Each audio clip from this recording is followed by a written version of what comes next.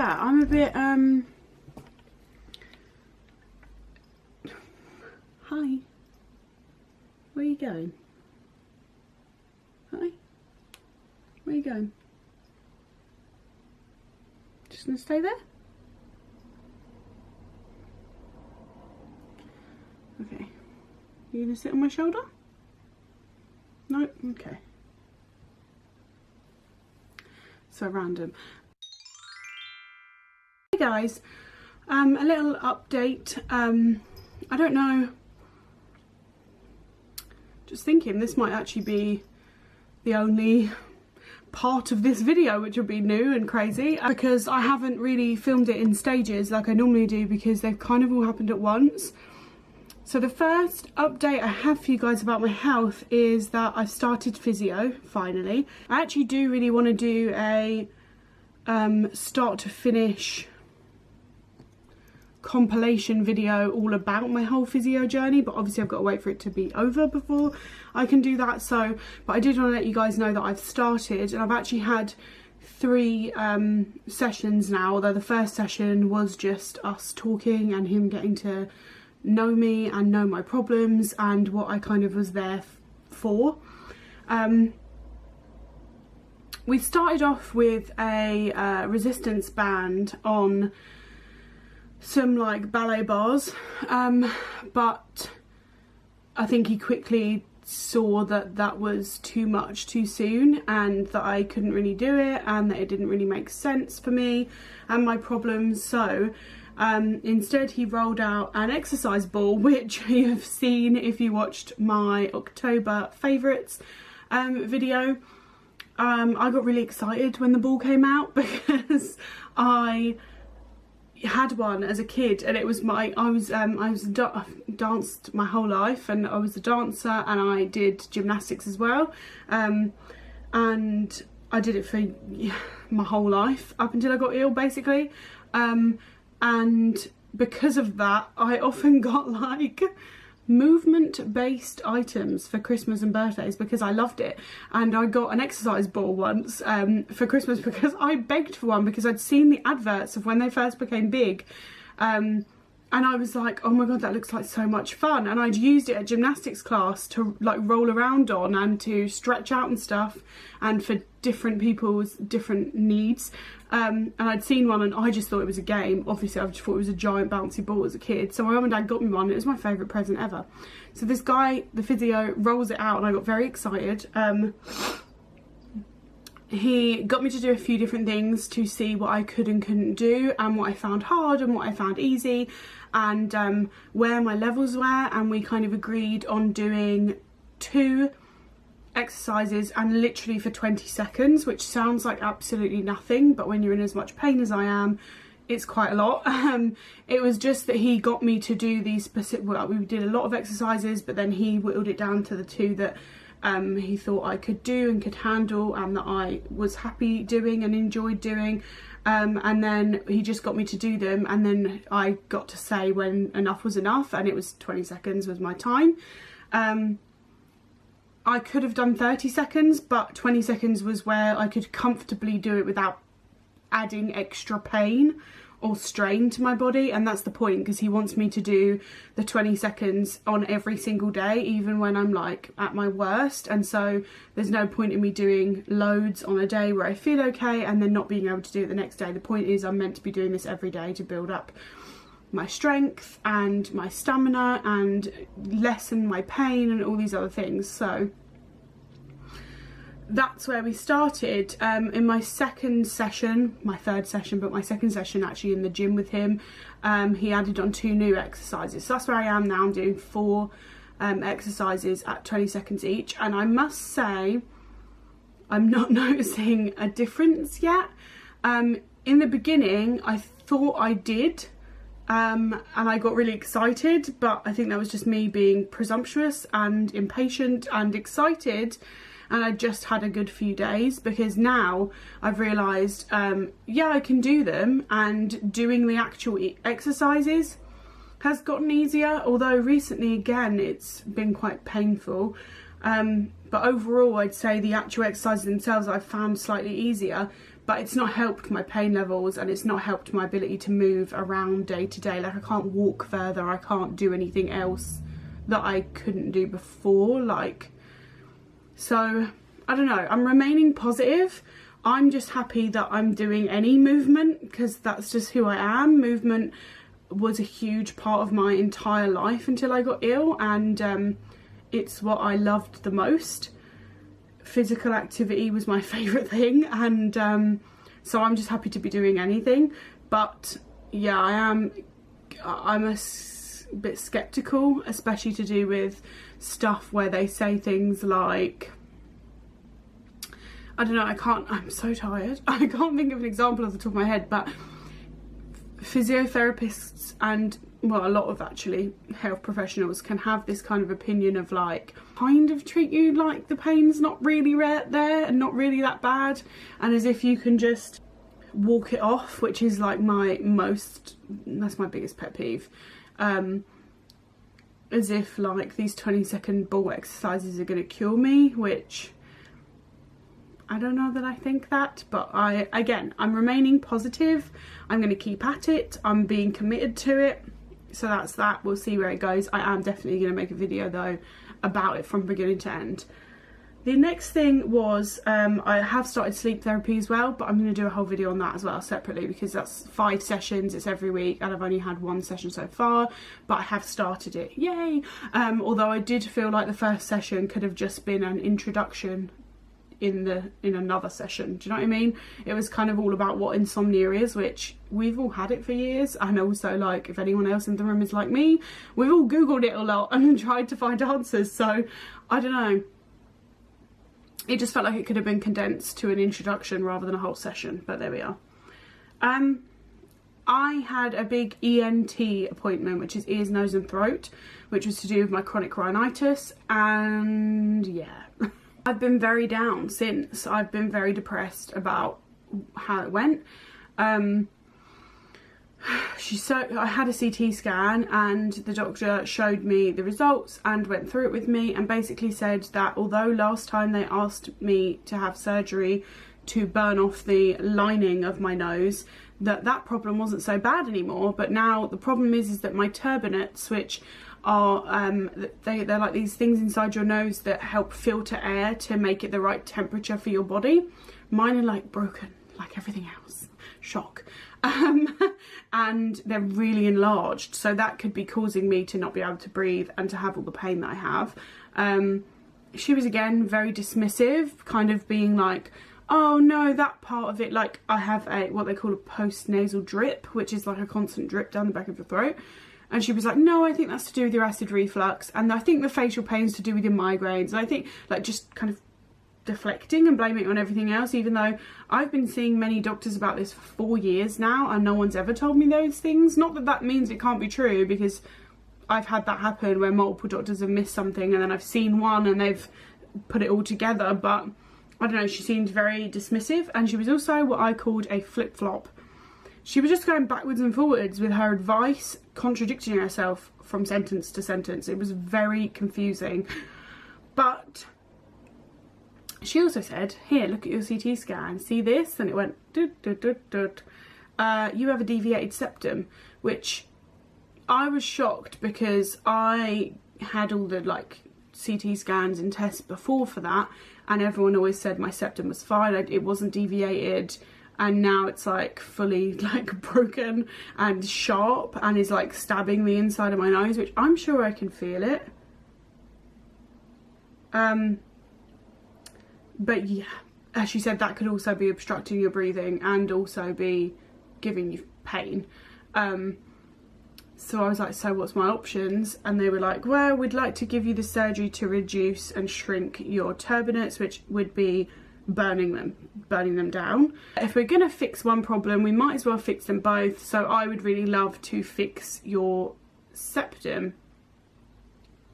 So I asked what it's like for both of them, and she said it would be like you'd be put under. Thank God. I said, there's no way I'm having surgery on my face, wide awake, there's no way. So when they said you'd be put under, I was like, yes.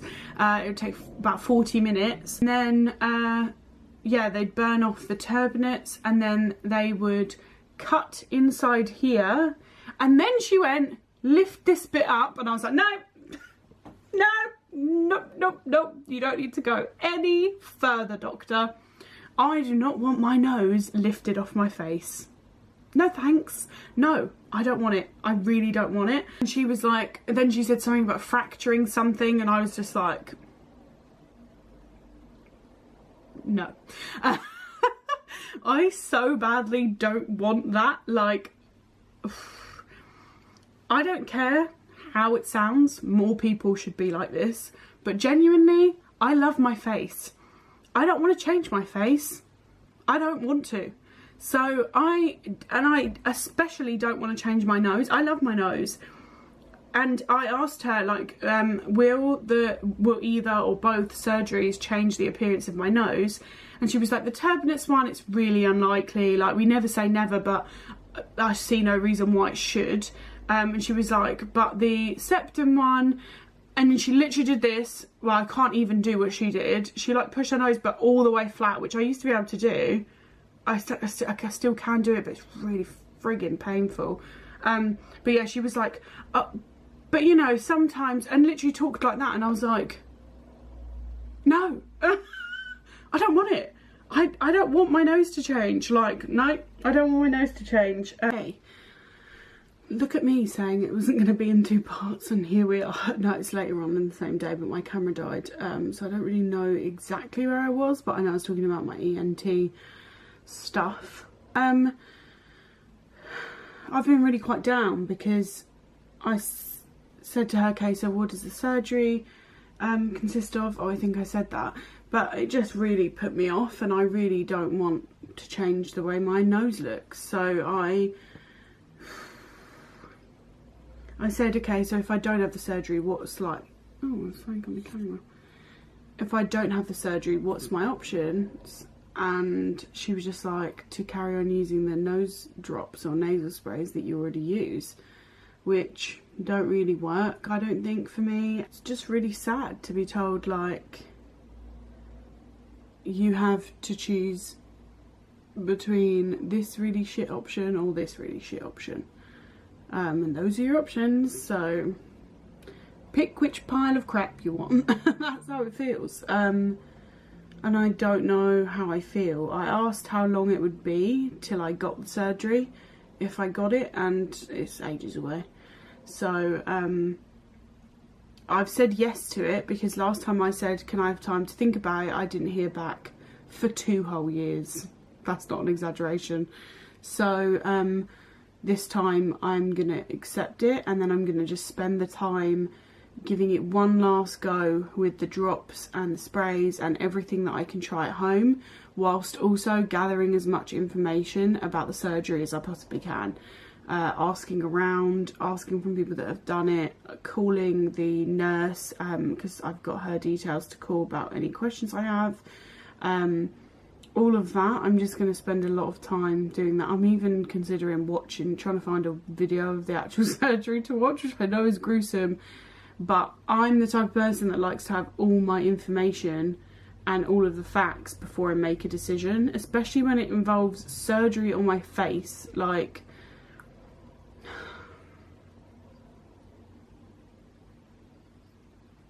I don't know, I think it's also hovering in the back of my mind that this is not a cosmetic surgery, and the last surgery I had that wasn't cosmetic but that could affect the way you look was the surgery on both my feet, which was on both my big toes, on the nails, and I've been annoyed and upset about that ever since, because I said, will it change the way my toe looks or the nail looks or whatever, and they were like, oh, it can do, but you know, would we do our best so that it basically doesn't, and I was like, okay, well, I really needed it done, so go ahead.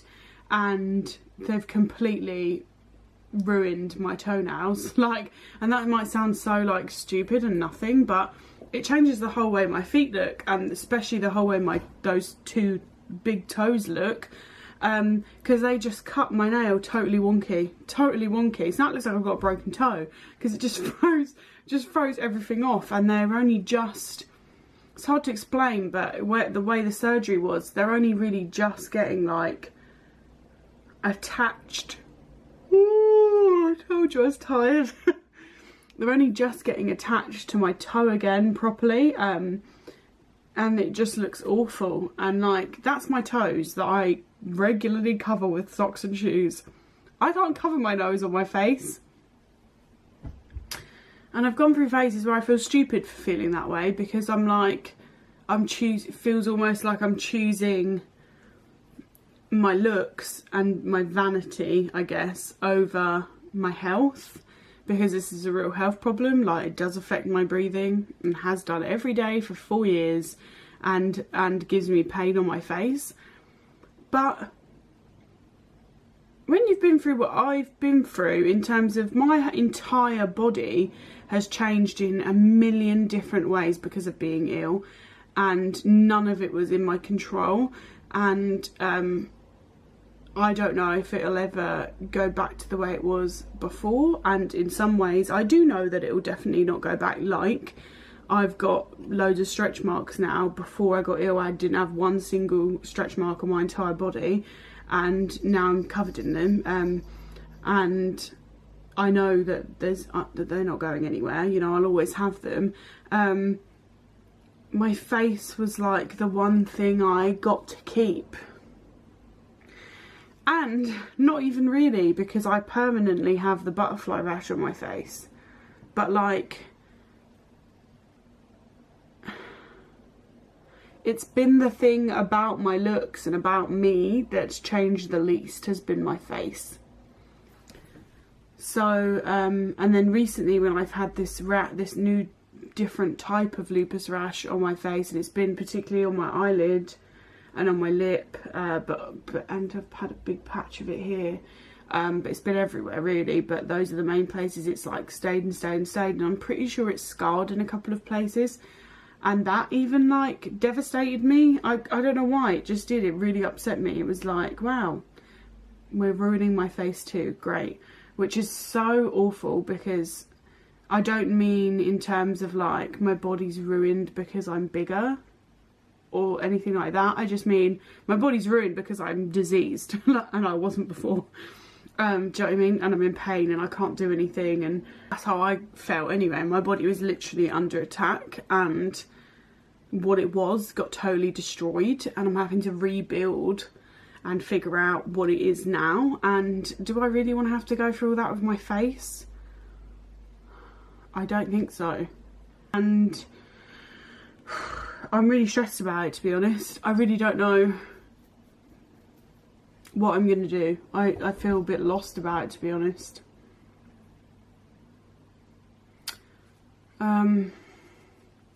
Yeah. I feel like I need to go to bed. It's literally like 6 o'clock. I can't go to bed. But look how tired I am. I'm so tired. Okay, I'm gonna go. But that's been what's happening with me. The thought of having any surgery on my face is terrifying. I don't really, like, no. Clears in a box, of course. No one like wants, well, I say no one wants to. Some people do want to have surgery for like cosmetic reasons or whatever. But you know, it's never a pleasant experience. I already know that like the recovery can be pretty brutal, and it's just a lot to consider, and I really am taking it seriously, and I feel a bit lost and confused and overwhelmed by it. So yeah,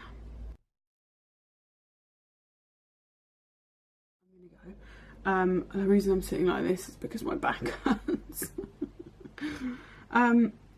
I hope you will have a lovely day, whatever you are doing, and I'm gonna go. Please subscribe if you aren't already, and I will see you again soon. Bye.